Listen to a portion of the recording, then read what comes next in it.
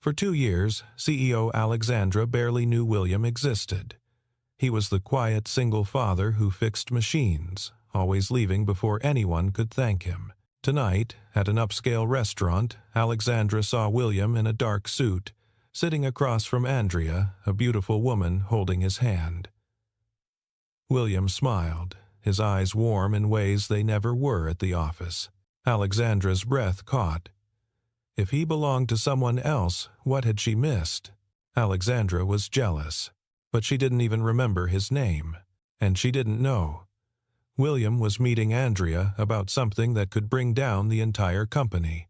Alexandra Hayes had become CEO at 34 after a brutal power transition that left half the executive team reassigned and the other half resentful. The board had chosen her for her efficiency, her ability to make decisions without hesitation, her refusal to let sentiment cloud judgment. She lived by cold rules, fast decisions, and hard numbers that could be measured, tracked, and optimized. She hated emotional complications with an intensity that bordered on phobia, and the reason lived in her memory like a permanent scar.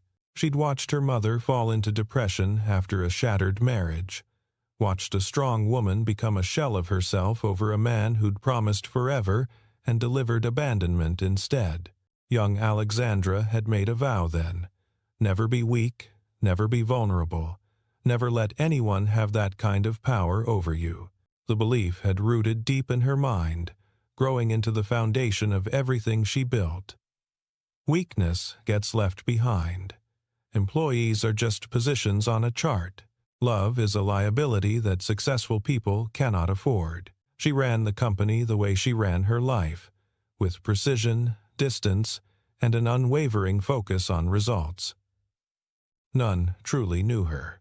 William Carter was 36, a night shift maintenance technician who stayed quiet, kept things clean, and never fought for credit. He raised his 7-year-old daughter Louisa alone, a responsibility that shaped every decision he made, every hour he worked, every sacrifice he accepted without complaint. He always carried his phone on emergency mode, terrified the school might call at any moment with news of an accident, an illness, some crisis that would require him to choose between his child and his job. That fear lived in his chest like a constant weight.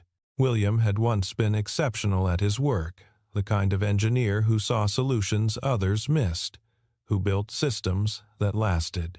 But he'd buried himself after a tragedy that changed everything, choosing invisibility over ambition because visibility meant risk, and risk meant losing the one thing he had left.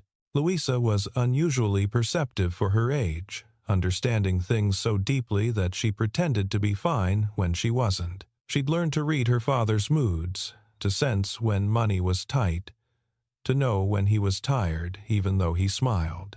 Her greatest fear was simple and devastating: that her father would disappear like her mother had, that one day she'd wake up and he'd be gone too, leaving her completely alone. The company's power structure shaped everything that happened within its walls. George was the chief financial officer, a brilliant manipulator who controlled numbers like weapons, who could make profits appear or vanish depending on how he framed the data. He'd built an empire of influence through favors, secrets, and carefully constructed narratives that positioned him as indispensable. Vanessa directed communications and public relations, close to Alexandra, expert at polishing the company's image until it gleamed. She knew how to spin disasters into opportunities, how to control the story before it could control them. Her loyalty appeared absolute, but it actually belonged to whoever held power.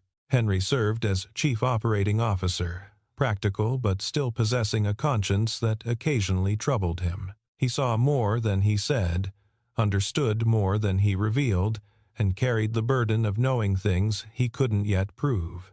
Otis chaired the board of directors, caring only about deals and profits and quarterly reports that impressed shareholders. He'd placed Alexandra in power because she delivered results, and he'd remove her just as quickly if those results stopped coming. Amanda ran human resources, seeing William's struggles but lacking the authority to help. She processed his schedule change requests, watched him accept unfair treatment, noticed the exhaustion in his eyes, and felt powerless to intervene against George's interference. Alexandra ignored William for reasons that made perfect sense to her. George and Vanessa had defined him from the start as just a maintenance worker who complained too much, who constantly requested schedule changes, who lacked the dedication that serious employees demonstrated. Alexandra was used to seeing people through files and performance indicators, not with her own eyes. She trusted her executives to filter information, to bring her only what mattered, to handle the mundane details that didn't require her attention. William actively made himself invisible because he didn't want anyone noticing his private life or his daughter. Attention meant questions. Questions meant explanations. Explanations meant revealing vulnerabilities that could be exploited. He'd learned that lesson the hard way. There was an old file locked in the HR system related to William, tagged as confidential and restricted. The approval signature on that file belonged to George, and the date went back 3 years, to a time when William had been someone different, before tragedy had reshaped his world. William had saved the company more times than anyone knew, performing miracles in the shadows while others took bows in the light. The night the data warehouse lost power during a critical backup cycle, he'd run alone to the technical floor and rescued the system before it could catch fire or explode, working in darkness with nothing but his phone, flashlight, and his knowledge of every wire, every circuit, every potential failure point. He'd saved 6 months of irreplaceable data, and nobody knew his name. When the elevator jammed with a group of executives trapped inside, Alexandra only noticed the lights coming back on, heard the relieved voices, saw people stepping out safely. She never knew who fixed it, never asked who'd climbed into the shaft to manually release the brake, who'd risked his safety to ensure theirs. During a critical demonstration for partners who could make or break a major contract, equipment malfunctioned 30 seconds before the presentation. William repaired it in 90 seconds flat, his hands steady and sure, before stepping back behind the curtain where he belonged. The demonstration succeeded. Alexandra shook hands with the partners. William went back to checking inventory. Alexandra unconsciously expected everything to work smoothly. She took it for granted, the way people take air for granted, never noticing it until it's gone. The systems functioned because someone made them function. The building stood because someone maintained it. The daily operations continued because people like William showed up and did work nobody else wanted to do. Louisa appeared indirectly in these moments, a ghost presence that shaped her father's choices. William requested schedule changes to pick up his daughter from school, to take her to doctor appointments, to be present for the parent-teacher conferences that mattered so much to her. HR Director Amanda tried to process these requests with compassion, but George dismissed the paperwork, marked it as low priority, suggested that people who couldn't commit fully to their jobs should find other employment. William accepted unpaid overtime to avoid drawing attention, swallowing his pride because pride didn't pay for groceries or rent or the health insurance that kept Louisa safe. He learned to ask for nothing, expect nothing, need nothing, becoming so invisible that even his name faded from memory. Vanessa planted seeds carefully, dropping comments to Alexandra over coffee or during car rides between meetings. She told Alexandra not to worry about people like William, that they only caused trouble, that they viewed accommodations as weaknesses to exploit rather than necessities to balance. The message sank in through repetition, becoming assumed truth. Henry accidentally discovered a technical report bearing William's name while searching through archived files for something unrelated. The innovation described in the report was brilliant, the kind of forward-thinking solution that could save millions. But when Henry checked the current version of the file, the author had changed.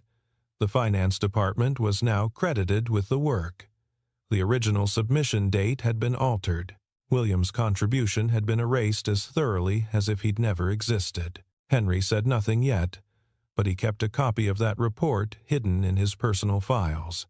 The restaurant ambush happened on a night when Alexandra was meeting Otis and potential investors to discuss selling part of the company, a move that would bring in capital but dilute control. The setting was elegant, upper class, exactly Alexandra's world, the kind of place where power brokers made deals over wine that cost more than most people earned in a week. And then she saw William belonging there, sitting at a table near the window with the city lights glittering behind him like stars.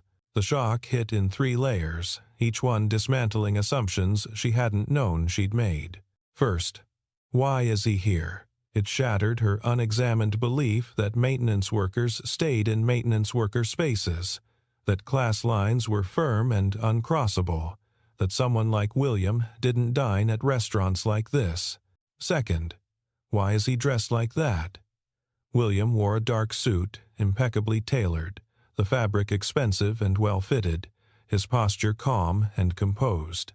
He looked like he belonged, like he'd been born to rooms like this, and the cognitive dissonance made Alexandra's mind stutter. Third, who is the woman holding his hand? Andrea was beautiful in an understated way, elegant without trying, leaning close to speak in tones too low for Alexandra to hear.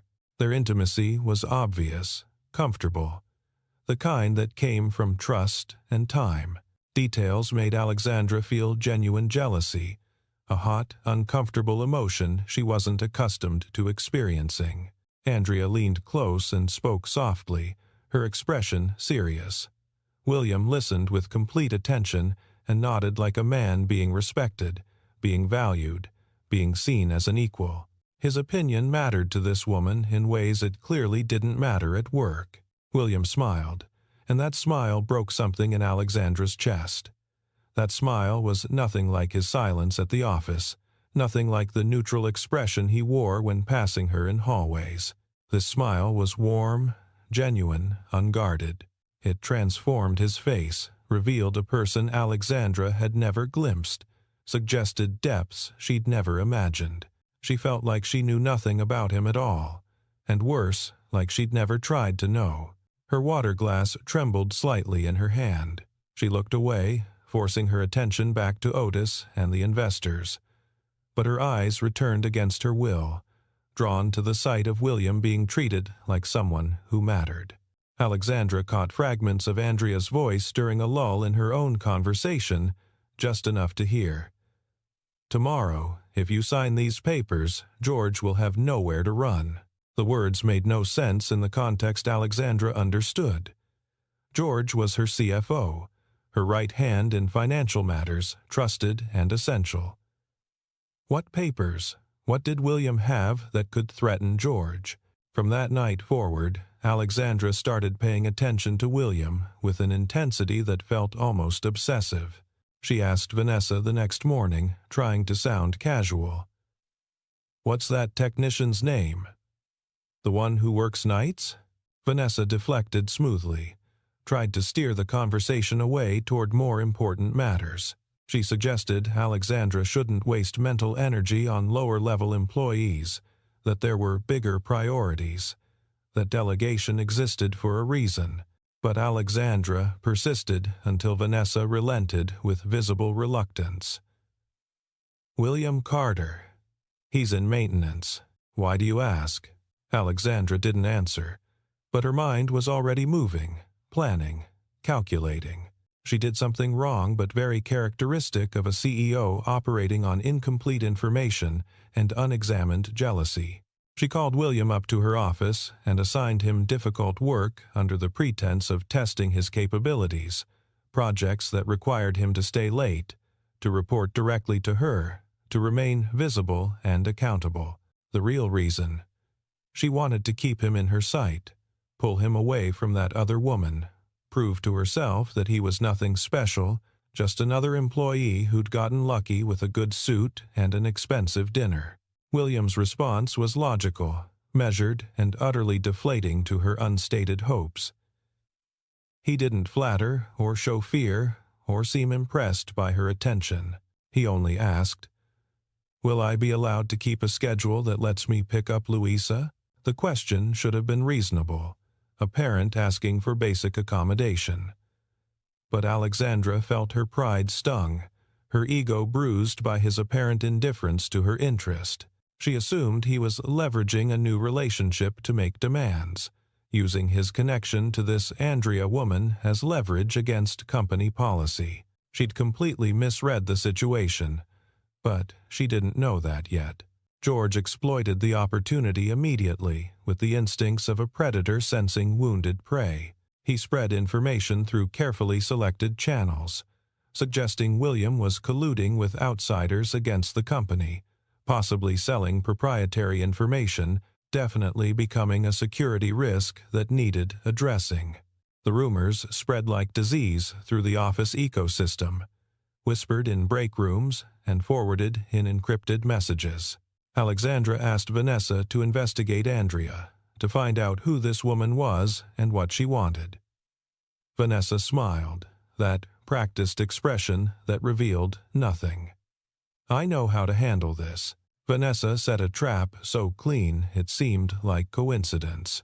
She arranged for Alexandra to coincidentally see William leaving the office building with Andrea, timing it perfectly so Alexandra would be returning from a lunch meeting, positioned just right to witness what appeared to be a clandestine encounter.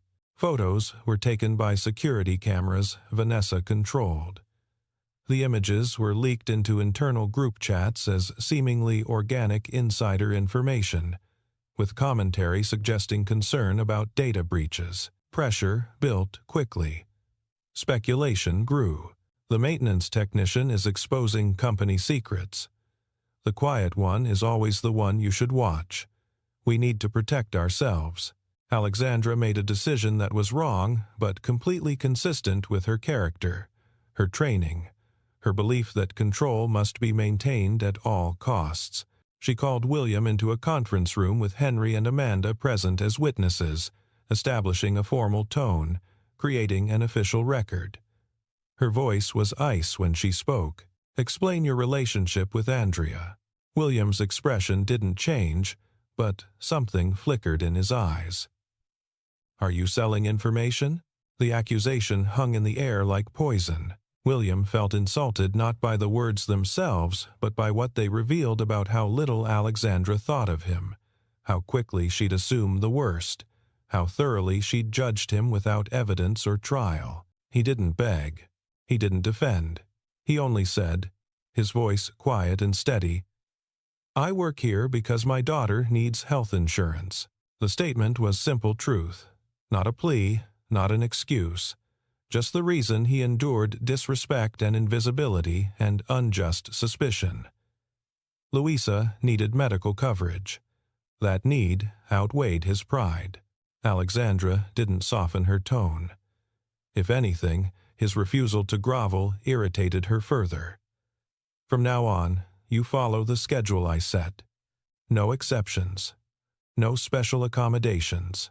If you can't commit fully to this company, perhaps you should reconsider your employment."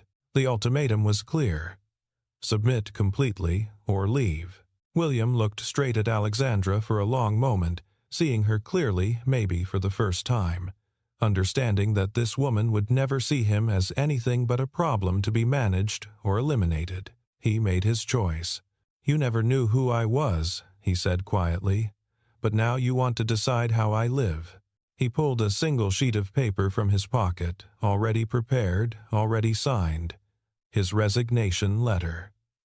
He placed it on the conference table between them, effective immediately. He walked out without waiting for a response, leaving Alexandra staring at the letter, feeling like she'd won and lost something simultaneously. Louisa heard her father say he was quitting when he picked her up from school that afternoon, his voice carefully controlled but his hands tight on the steering wheel. She panicked with the pure terror only a 7-year-old who'd already lost one parent could feel. "Because of her?" Louisa asked quietly, meaning Alexandra, meaning the woman who'd made her father's face look like that. William didn't answer, but silence was an answer. Louisa turned to look out the window, her small face set in an expression far too old for her years. That night, the company's systems began showing unusual errors. Small things at first, glitches that could be explained away as normal technical hiccups. But the pattern suggested something else.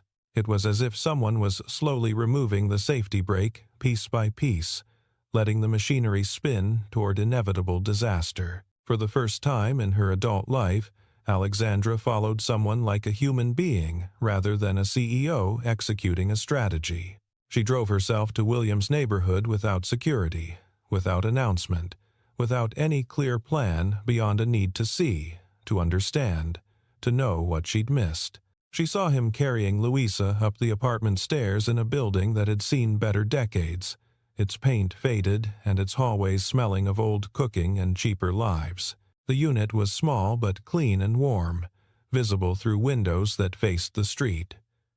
There were books on shelves and drawings on the refrigerator, and a life built from love rather than money. Andrea appeared at the door, carrying a briefcase full of documents, and Alexandra watched from her car, feeling like a spy, feeling ridiculous and obsessed and unable to look away. There was no romantic scene. Nothing that suggested intimacy or passion or the relationship Alexandra had imagined. Only papers spread across a small kitchen table, appointments discussed in professional tones, reports reviewed with the focus of people working toward a common goal. Alexandra moved closer, staying in shadows, straining to hear through the partially open window. Andrea was speaking.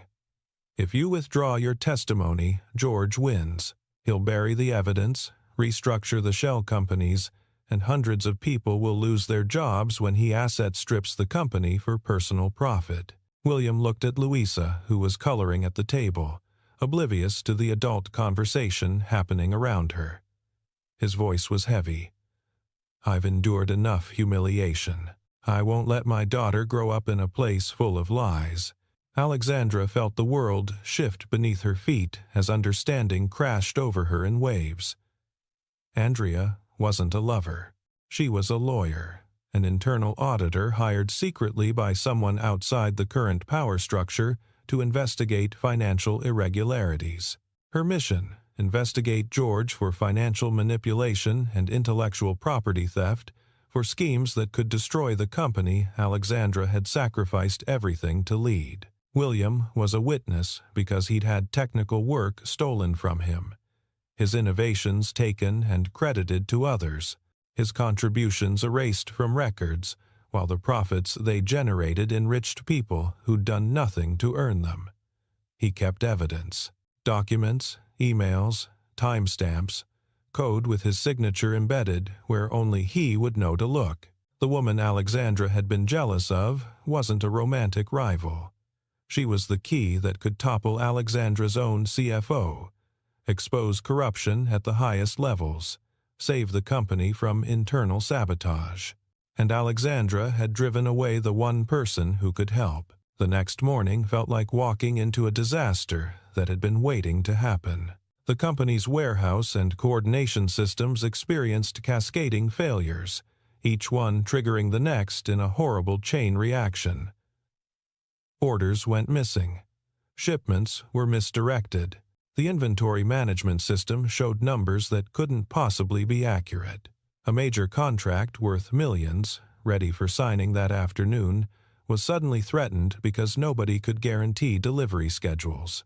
George performed like a seasoned actor, appearing in the executive suite with concerned expressions and helpful suggestions. He blamed the weak technical department, the lack of proper oversight, the failure to invest in robust systems. He implied, with perfect deniability, William quit at just the right time. There must be a problem we didn't see. The suggestion planted suspicion that William had sabotaged systems before leaving, covering his tracks, leaving chaos in his wake. Alexandra felt cornered by circumstances beyond her control. Otis called her personally, his voice tight with anger and disappointment. "If this contract fails, the board will have serious questions about your leadership. We cannot afford this kind of operational failure. The threat was clear. Deliver results or be replaced. Vanessa proposed a solution with the smooth confidence of someone who'd anticipated this crisis. We blame everything on William. Frame it as him sabotaging systems after his termination. Protect the company's image. Move forward. The suggestion made Alexandra feel sick, but she couldn't immediately articulate why. It was practical, strategic, exactly the kind of damage control she would have approved a week ago. Henry grew suspicious, his operational mind recognizing patterns others missed. This error cascade looks deliberately triggered. The failures are too perfectly timed, too comprehensively destructive to be random technical issues. He pulled Amanda aside, shared his concerns quietly. Together, they started digging through access logs, finding anomalies that shouldn't exist.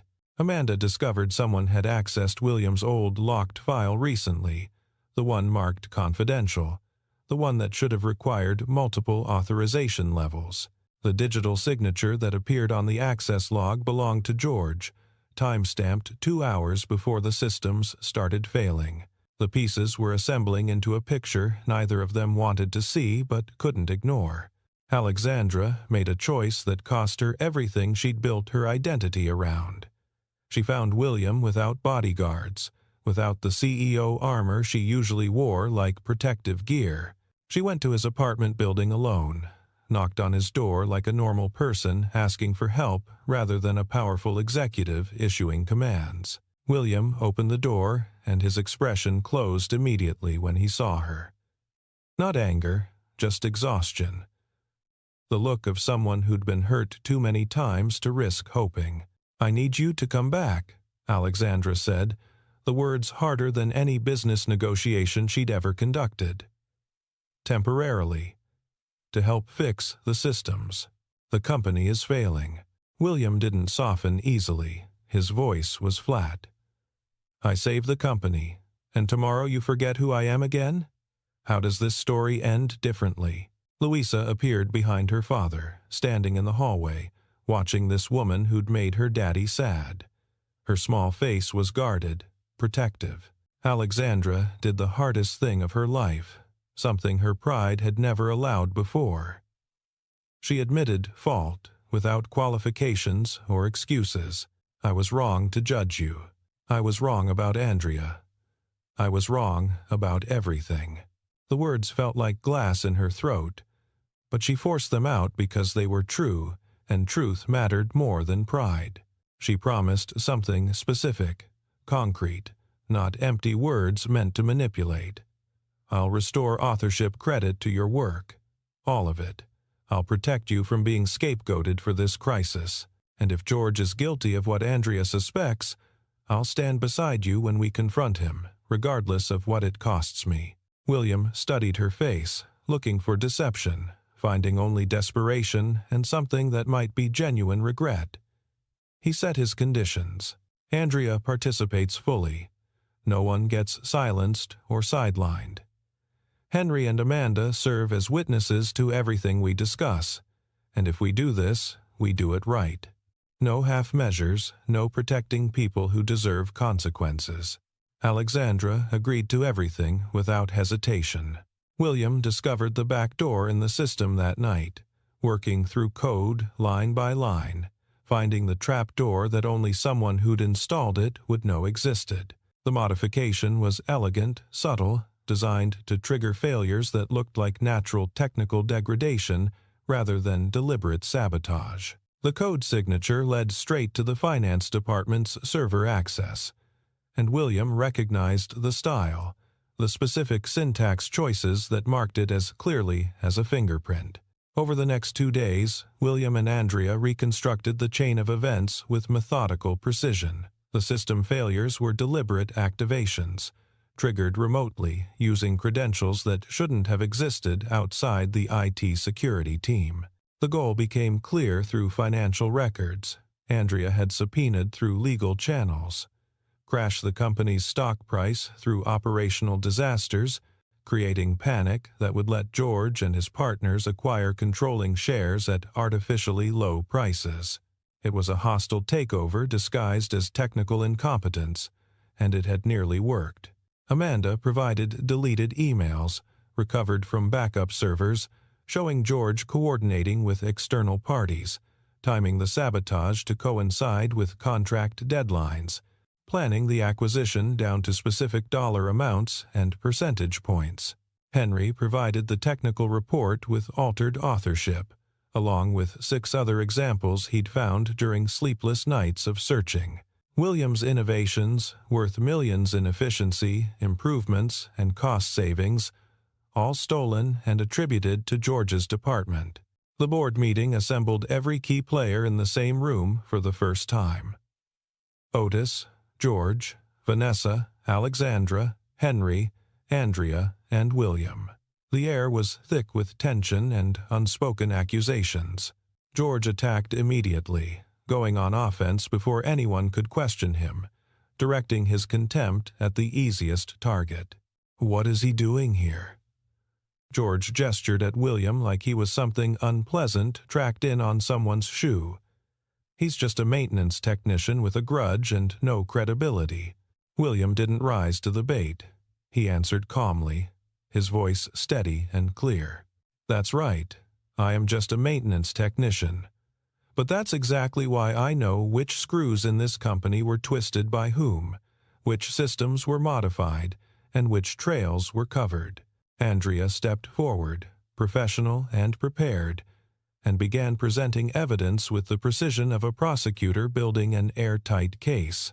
Access accounts that shouldn't exist, digital signatures that proved who triggered the sabotage, money trails leading to offshore accounts and shell companies registered under names that connected back to George through a web of corporate structures designed to hide ownership. Vanessa panicked, her composure cracking for the first time. She tried to interrupt, voice rising, attempting to discredit Andrea's credentials or question the legality of the investigation. Alexandra cut her off with a gesture. Let her finish. The evidence was devastating and undeniable. George had been systematically stealing intellectual property for 3 years, crediting innovations to his department while the actual creators remained invisible. He'd been embezzling through false consulting contracts and inflated vendor payments, and when he'd feared discovery, he'd attempted to crash the company so he could buy it cheap and own what he'd been stealing piecemeal.